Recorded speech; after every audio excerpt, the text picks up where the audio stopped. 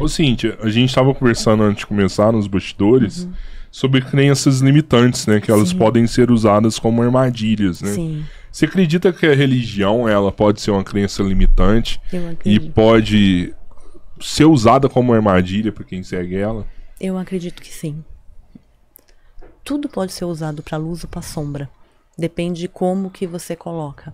Então você tem que olhar, a religião ela tá te ajudando a ser uma pessoa melhor ou ela tá te ajudando a só ter medo? Ou só se você tá realmente evoluindo e ajudando outras pessoas? Ou você só tá olhando uma parte? Porque toda religião é uma parte da espiritualidade, ela não é o todo. Eu acho que é super positivo. Eu acho que as pessoas que têm uma fé, uma religião, elas vivem melhor de uma certa forma. É mais confortável acreditar. Não é? Quando a gente acredita em Deus, é mais gostoso. A vida fica melhor. Eu sou uma pessoa que, essencialmente, agora tem muita fé. Mas é uma confiança de que as coisas podem melhorar. Só que o quanto que aquilo te limita? Não é que é uma religião boa, outra é ruim. Não é isso. É como você está usando aquela religião. Você está usando como barganha ou você está também exercendo a tua responsabilidade? Sabe aquele negócio, não preciso, eu já sou bom, eu estou julgando os outros porque eu já estou aqui, Jesus vai voltar e vai me salvar. Mas você está melhorando? A gente Né? conversou com um Sabe psicólogo. aquela questão do tá melhorando efetivamente? Esse psicólogo fez um estudo com pessoas que são religiosas e pessoas ateias, né? E ele falou que as pessoas mais felizes eram que as pessoas que eram ou muito religiosas Sim. ou eram totalmente ateias, assim. Sim. Essas eram as pessoas mais felizes. Sim. E que as pessoas que ficavam no meio termo, que não sabiam, né, o que elas queriam da vida, né, se acreditavam ou não, essas pessoas eram as que sofriam mais, né? Sim. Outro dado interessante que esse psicólogo falou pra gente eram das pessoas que rezavam, que mediram, né, fizeram experimentos, né, e as pessoas que rezavam com muita fé atingiam o mesmo nível de vibração, por exemplo, das pessoas que cantavam. Olha que bacana. As pessoas não acreditavam em Deus, mas elas se reuniam todo final de semana e passavam um dia cantando. Sim. Músicas, sei lá, o YouTube, Pearl Jam, coisa do tipo, mas que elas vibravam, assim, na mesma intensidade, assim, sabe? Sim. A que rezava era tão feliz quanto a que Sim. cantava. Eu acredito. Não, por isso que eu falo, não tem um caminho certo e errado, tem um caminho de cada um. Tem um caminho de cada um. Ao mesmo tempo Eu conheci muita gente já que não acredita em nada, mas que é uma excelente pessoa. Pô, eu já conheci várias, assim. E isso que importa.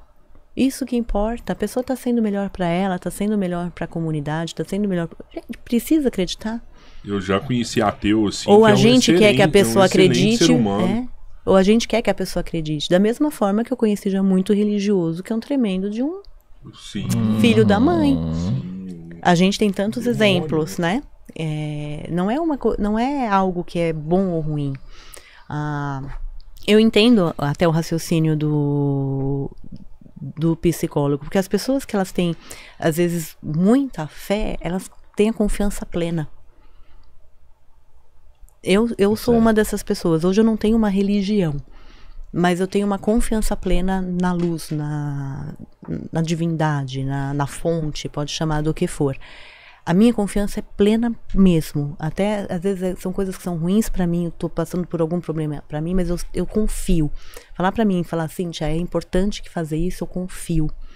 Porque eu sei que é o melhor. Então, essa confiança plena deixa a gente também num lugar de muita sutileza, sabe? É como se libertasse muito da ansiedade. Você confiar que algo melhor te ampara. Então isso é muito bom.